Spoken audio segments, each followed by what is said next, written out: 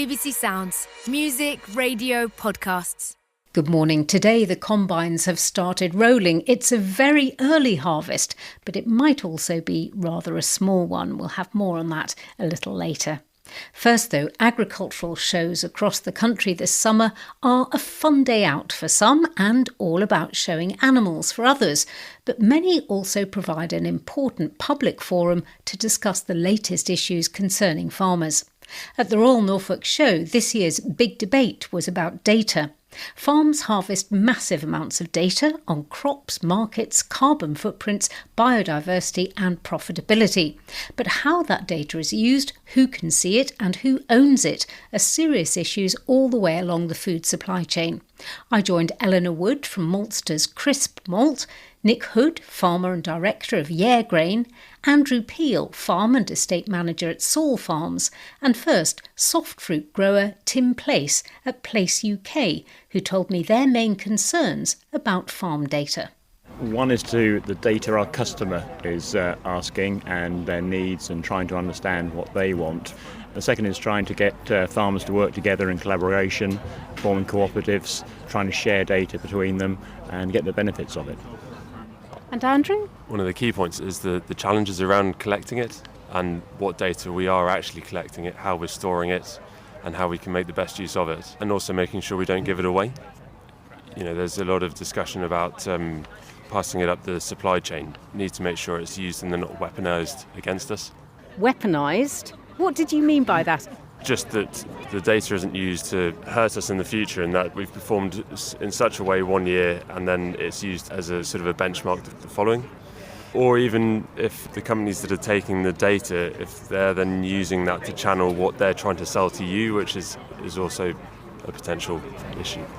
Nick Hood from Yare Grain. We produce a lot of data on farm and we need to share it. The challenge is to do that in a coordinated way. If a supermarket wants you to produce something in a certain way because it ticks a green box for them, they want particular data. But that's a huge burden, isn't it? Tim Place. At the moment, I think a few of them are trying to come together.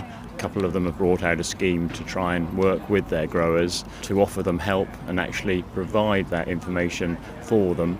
Andrew, how does it work on Saul Farms? Because you've got a lot of different enterprises going on, haven't you? We're part of a group of farmers called Catalyst Farming.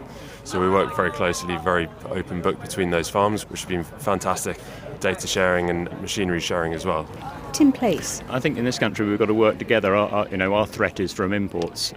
On soft fruit we're only growing 20-25% of the UK consumption, so we need to work together as a British industry. Nick, you're dealing with a lot of different farmers, which is slightly different from Tim and Andrew here.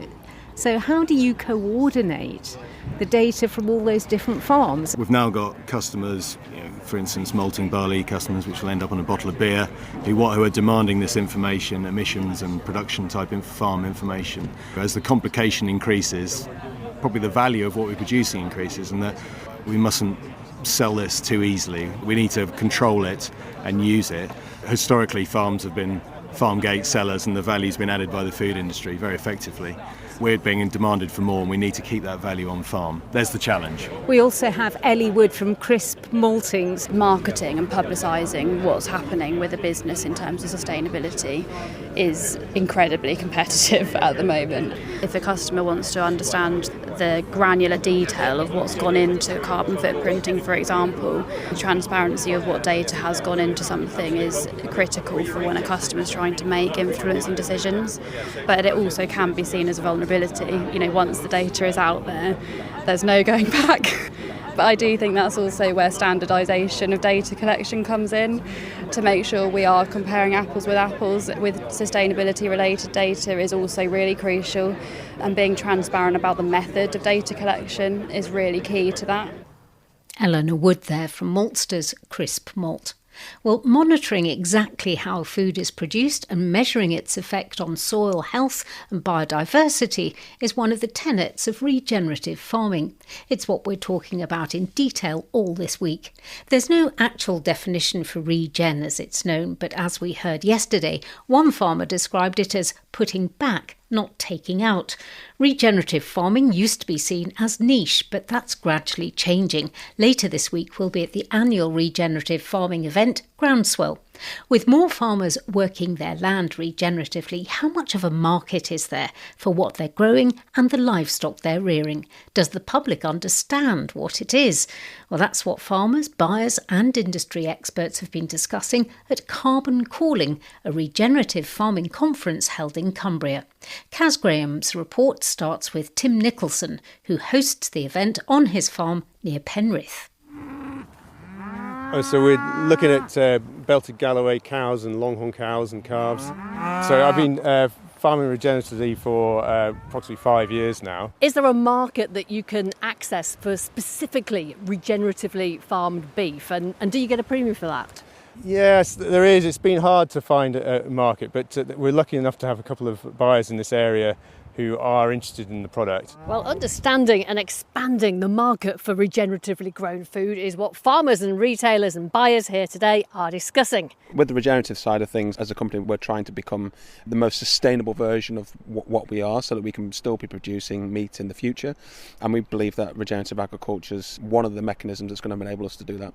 My name is Phil Scott and I head up the Sustainable Initiatives for Lake District Farmers Limited. We're basically a collective of farmers and we supply big multinationals and Michelin star restaurants, mostly within central London. Is there a market for regeneratively produced meat? Yes, we're finding it more and more, particularly from the procurement teams with the companies that we work for. It's something that they're really looking at now. They can see a real correlation between what their clients are asking for and what our farmers are trying to achieve as well.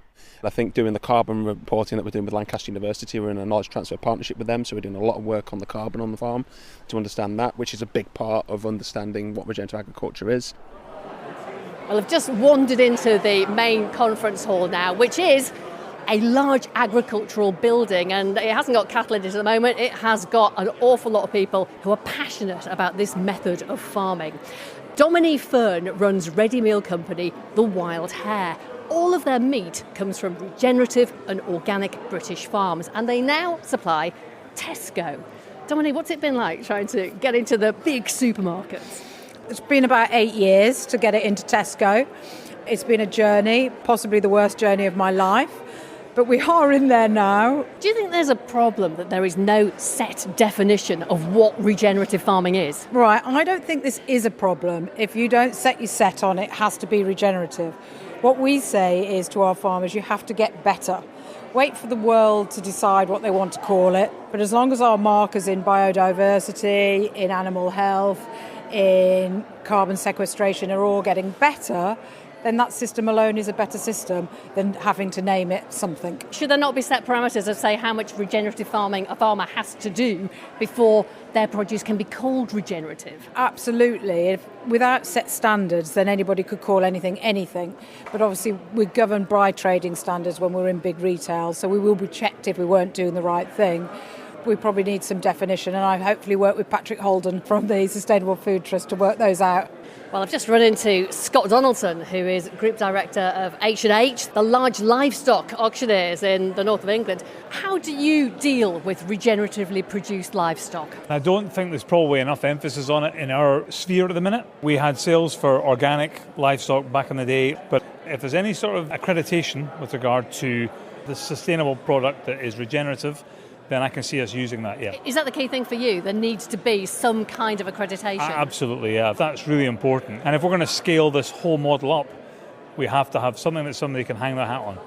Nabil Suba is CEO for the Westmoreland family, which runs T-Bay, Gloucester and Cairn Lodge motorway services, all of which have large farm shops. And you sell regen food in those farm shops, don't you? We do. We've got regen suppliers, and we've also got our own farm, which is a regenerative farm, which is literally right next to T-Bay services. Do you think the people who buy regen, do they understand what regen actually means? I think there is still a lack of understanding of what it means, and I think there's a lack of understanding of what's going on in our soils and farming.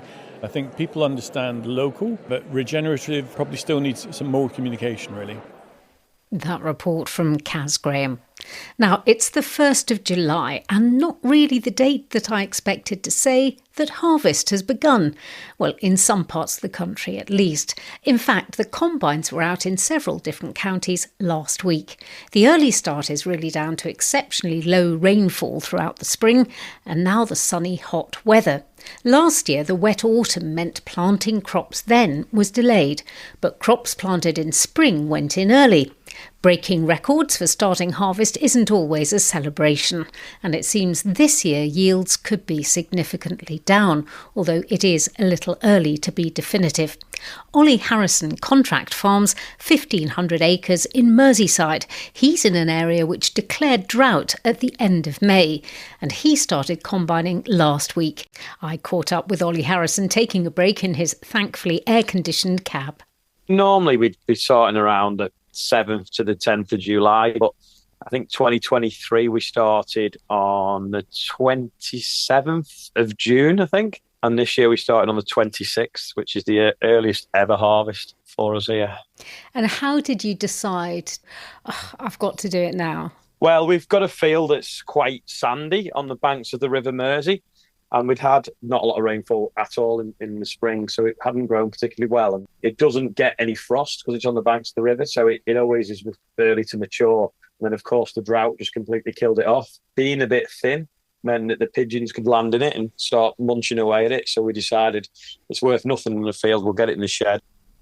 And so when you talk about yield, I know you put out a little video about it, didn't you? And you were saying it really isn't worth much. Is that typical, or is this just this particular field? I would like to think that would be the worst field we'll cut this year, but equally we have got some spring barley that's not had any significant rainfall since it was planted and has really, really struggled. Some of the late wheats as well are just so thin. If you took a photograph of them, you'd think that they were in Australia or something. They were that sort of parched. What do you think this means sort of across the country? What are you guessing? I mean, I would think we'll harvest 60% of what we'd have liked. So I think it's going to be around 40% down. And annoyingly, you need wheat to yield 3.5 tonne an acre to actually pay to the cost of growing it. And this year we'll be lucky if it does 2.5. We had a similar problem last year from too much wet weather. We lost a lot of money last year from wet weather, and then this year, ironically, we're losing it from dry weather. Isn't that something, do you think, that farmers will have to contend with, these extremes? I mean, everyone references 75 and 76 as being dry years, and they're 50 years ago. So it's not unusual. But with the current prices and on inputs and the prices of the output, that's what's the worst thing that makes it unsustainable. We can cope with extremes of weather in some ways because we have different varieties, we have different crops. But the main thing is at the moment, the price of our inputs is probably 5 or 6 times higher, if not 10, what it was in 75 and 76, yet the price of the output is pretty similar. You're in the cab chatting to us, you're parked up. What's it like actually getting this stuff in? You've got a thin crop that would, normally be 2 or 3 foot high before it necks over.